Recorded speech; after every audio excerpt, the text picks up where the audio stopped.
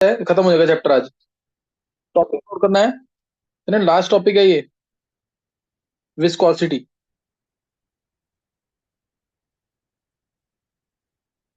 Viscosity denote करते हैं ईटा से, कोफिशिएंट ऑफ विस्कोसिटी को डिनोट करते हैं ईटा से, डिनोट करते हैं इसको, ग्रीक वर्ड ईटा से। सही ना। तो इसमें होता क्या है, इंटरनल सिंपल डेफिनेशन को पूछे व्हाट इज विस्कोसिटी, तो बोलेंगे internal resistance to flow, internal resistance to flow possessed by a liquid. सही है, internal resistance to flow possessed by a liquid is called as viscosity.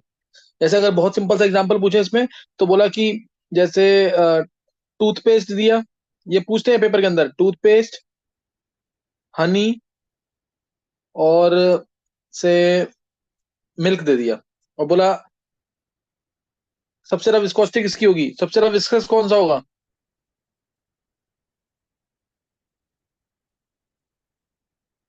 सबसे ज्यादा विस्कस कौन सा होगा, जिसमें इंटरनल रेजिस्टेंस बहुत ज्यादा हो, तो क्या बोलेंगे, टूथपेस्ट। सबसे ज्यादा विस्कस ये जितने ज्यादा फोर्स ऑफ अट्रैक्शन होगा, जितना ज्यादा होगा फोर्स ऑफ अट्रैक्शन मॉलिक्यूल्स के बीच में, उतना ज्यादा विस्कस हो जाएगा। तो टूथपेस्ट सबसे ज्यादा विस्कस, उसके बाद हनी, और लीस्ट होगा मिल्क। है ना, मिल्क, मिल्क के अंदर इंटरनल रेजिस्टेंस क्या है, सबसे कम है। क्या क्लियर हो गया ये, पहले टूथपेस्ट आएगा, फिर हनी, फिर मिल्क। ये होगा order of viscosity. Force of attraction ज्यादा तो विस्कोसिटी ज्यादा।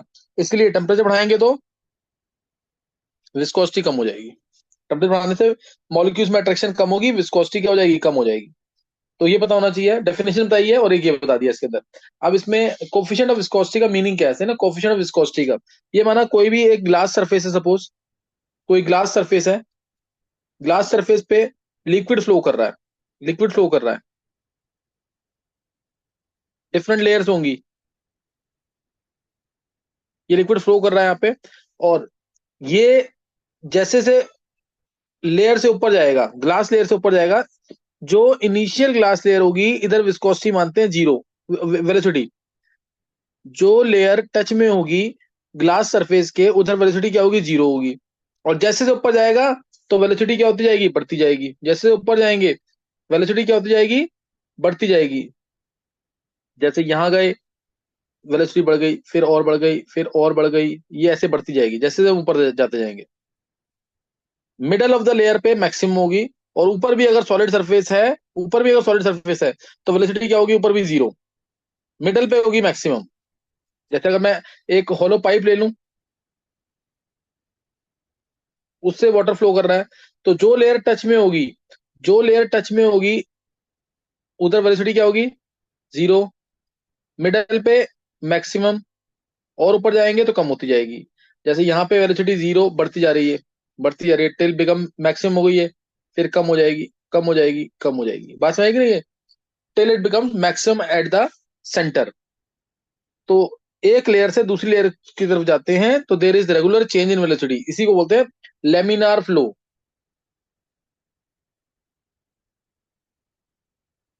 The regular change of velocity, the regular gradation of velocity while moving from one layer to the other till it becomes maximum at the center, ये भी बोल सकते हैं till it becomes maximum at the center, this is called as laminar flow।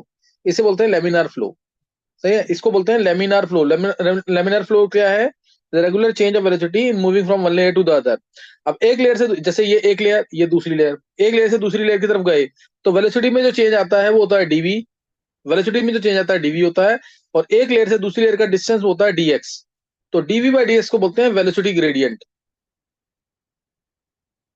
Note करते रहना सारी चीजें। DV by dx को बोलते हैं वेलोसिटी ग्रेडियंट। जितना ज्यादा हम प्रेशर, यहां से हम जितना प्रेशर लगाएंगे, यहां से हम जितना प्रेशर लगाएंगे, वेलोसिटी ग्रेडियंट, वेलोसिटी बढ़ती जाएगी, और डिस्टेंस जो है डीएक्स जो है कम होता जाएगा। प्रेशर होगा डायरेक्टली प्रोपोर्शनल टू, सही ना, प्रेशर क्या होगा, directly proportional to dv by dx. सही ना, प्रेशर होगा directly proportional to dv by dx, ये पता होना चाहिए तुम्हें।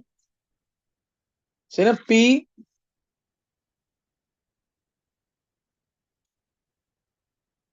DV by dx, P is directly to dv by dx.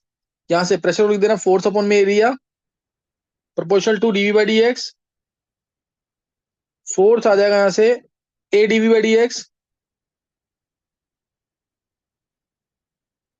तो यहां से टर्म इंट्रोड्यूस होगी जब हम प्रोपोर्शनल का साइन हटाएंगे, eta coefficient of viscosity A dv by d x,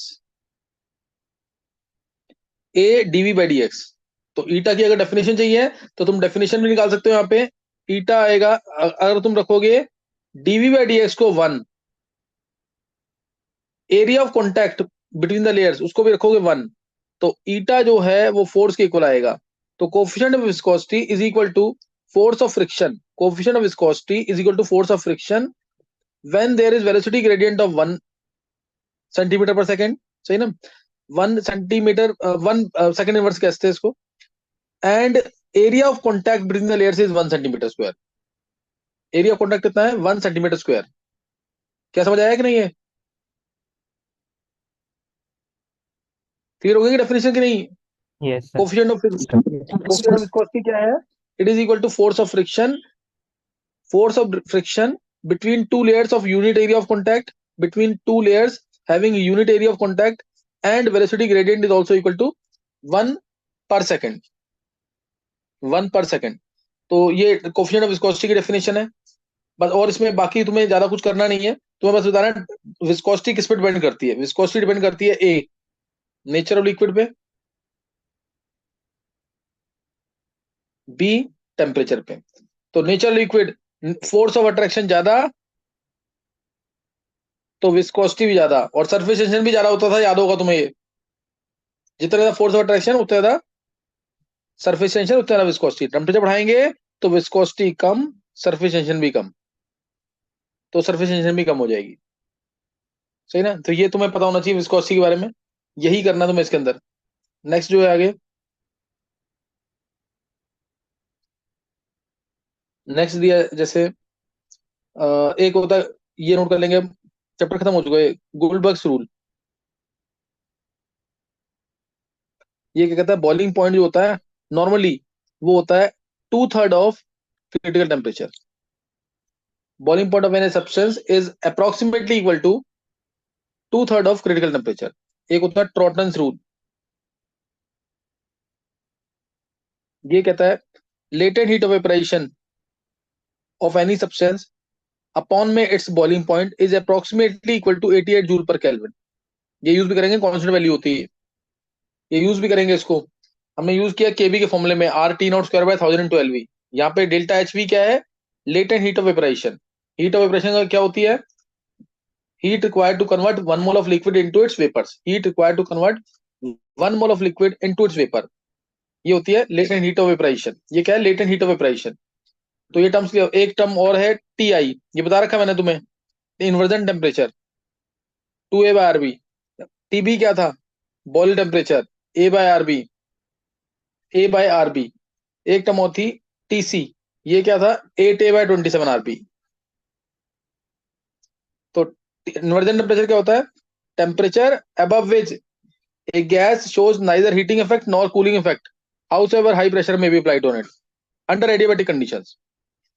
Temperature above which gas shows neither heating effect nor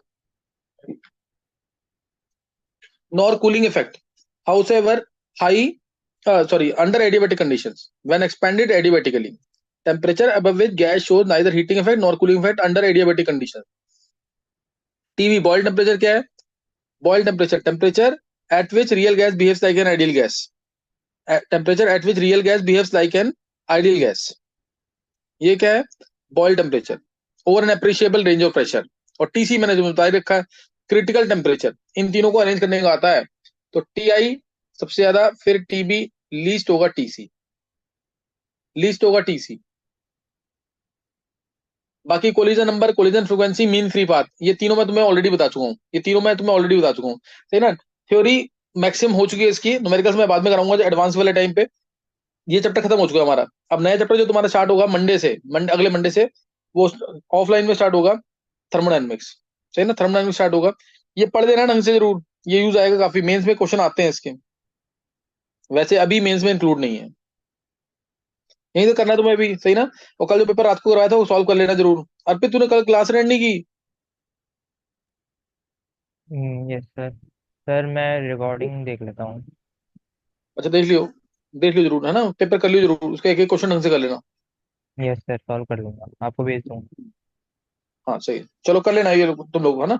अब next time जो ऑफलाइन में, ऑनलाइन में जो काम होगा ना, मे बी क्या कहते हैं, थर्सडे से, वो मैं करवाऊंगा अब। हाँ हाँ हाँ,